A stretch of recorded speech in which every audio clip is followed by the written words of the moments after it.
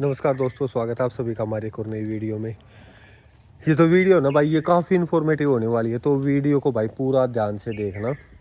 इसमें मैं आपको ये बताऊंगा कि जैसे आपने अपनी गाड़ी में सीएनजी लगवाई है और फिर आप उसको आरसी में इंडोर्समेंट कराते हैं, तो अगर आपको बगैर दलाल के करानी है तो जैसे क्या होता है कि अगर भाई आप किसी दलाल वगैरह के थ्रू कराओगे तो वो आपसे 5,000 रुपये ईजीली लेता है गाड़ी के इंडोर्समेंट कराने के, आरसी में इंडोर्समेंट कराने के। और मैं आपको बताऊं भाई, ये काम कुल 1,000 रुपये का है। वो कैसे, चलो मैं आपको बताता हूँ, आज पूरा डिटेल से बताता हूँ। भाई देखो क्या होता है कि जो कंपनी फिटेड सीएनजी होती है ना, उसमें सारी चीज़ें पहले से ही लग के आती हैं, तो उसमें किसी तरह से सीएनजी पास वास कराने की ज़रूरत हमें नहीं होती। वो ऑलरेडी पहले से ही प्लांट से फिटेड होके आती है, तो वो आप डायरेक्ट उसको ख़रीदो और अपना चलाओ।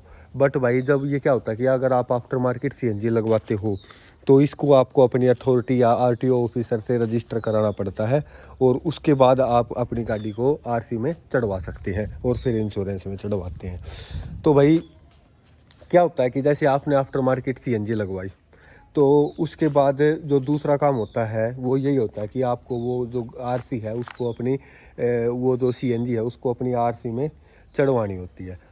तो उसके कुछ नियम कानून है, वो नियम कानून आपको सारे फॉलो करने पड़ते हैं।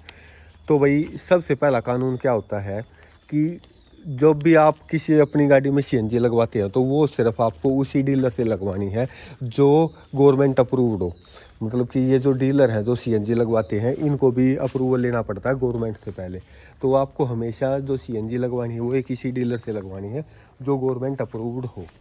दूसरा भाई फिर क्या होता है कि जैसे ही वो सीएनजी लगाता है, जो भी आपका डीलर है जो सीएनजी लगाता है, वो एक पूरी फाइल तैयार करता है जिसमें क्या होता है, सिलेंडर का नंबर होता है, इंजेक्टर का नंबर होता है, और सिलेंडर की कैपेसिटी होती है, सिलेंडर का सर्टिफिकेट होता है, सारी कई तरह के सर्टिफिकेट होते हैं, पूरी एक फ़ाइल होती है, वो आपको तैयार करके वो आपको देगा।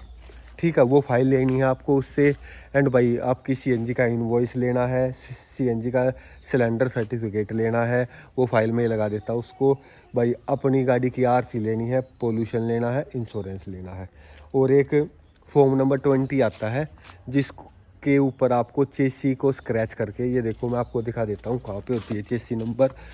यहाँ पे होती है, ये चेसी नंबर है भाई, ये वाला। इसको स्क्रैच करके आपको उस फॉर्म नंबर 20 पे उतारना होता है, और वो फिल करके आपको ये सारी चीज़ें अपने आरटीओ ऑफिस में जमा करानी है।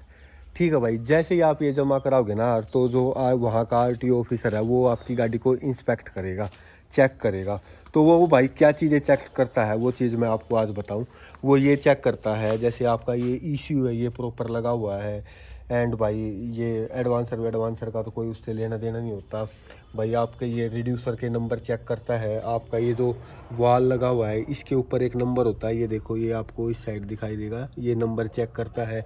ईसीएम का नंबर चेक करेगा, इसका नंबर चेक करेगा।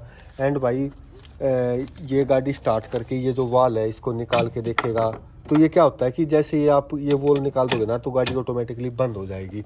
तो ये चीज़ें चेक करता है कि वो ऑटोमेटिकली बंद हो रही है या नहीं हो रही है, इन सब के नंबर टैली करेगा भाई। फिर पीछे वो ये देखेगा, सिलेंडर के नंबर वगैरह देखेगा।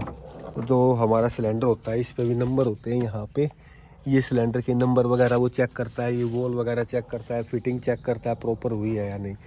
जब ये सारी चीज़ें से वो सेटिस्फाई हो जाता है तो भाई क्या होता है, वो हमारी सीएनजी को पास कर देता है। एंड भाई अगर आप आफ्टर मार्केट सीएनजी लगवाते हो तो कभी भी अपने आरटीओ ऑफिसर से ये मत बताना कि आपने पीछे भी वॉल लगवा रखा है, क्योंकि जो पीछे वाला वाल है ना वो अभी तक गवर्नमेंट अप्रूव करती नहीं, उसको रिजेक्ट कर देती है।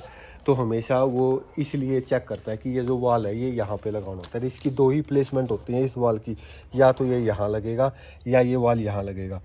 इसके अलावा ये वाल और तीसरी जगह पे नहीं लगेगा। अगर तीसरी जगह लगा रखा है तो आपकी गाड़ी पास नहीं होगी। आपको इस चीज़ का बहुत अच्छे से ध्यान रखना है। और भाई ये जो जितने भी आपके नंबर हैं रिड्यूसर का, ईसीएम का, वोल का, सिलेंडर का, ये आपको परफेक्टली विजिबल होने चाहिए। इसके बाद क्या होता है भाई, ये सारी फाइल आपकी वहाँ पर आरटीओ ऑफिस में जमा हो जाती है।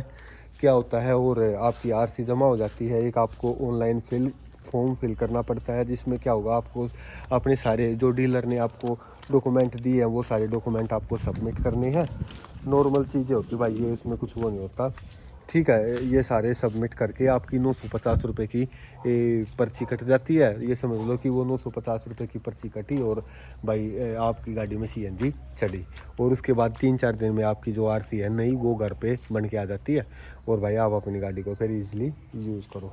तो ये कुछ बातें थी जिसको भाई आपने नोट करना है, और ये भाई इजीली हो जाता है। इसमें किसी तरह की कोई सिफारिश की, किसी तरह की कोई उसकी ज़रूरत नहीं होती। बस आपका जो डीलर है ना उसकी फ़ाइल का काम प्रॉपर होना चाहिए, और उसने भाई जो फिटिंग है ना वो बिल्कुल गवर्नमेंट अप्रूव्ड नॉर्म्स के अकॉर्डिंग कर रखी हो। तो आपको भाई किसी तरह के किसी एजेंट से, दलाल से पैसे देने की ज़रूरत नहीं है। नॉर्मल आप अपनी CNG को पास करा सकते हो।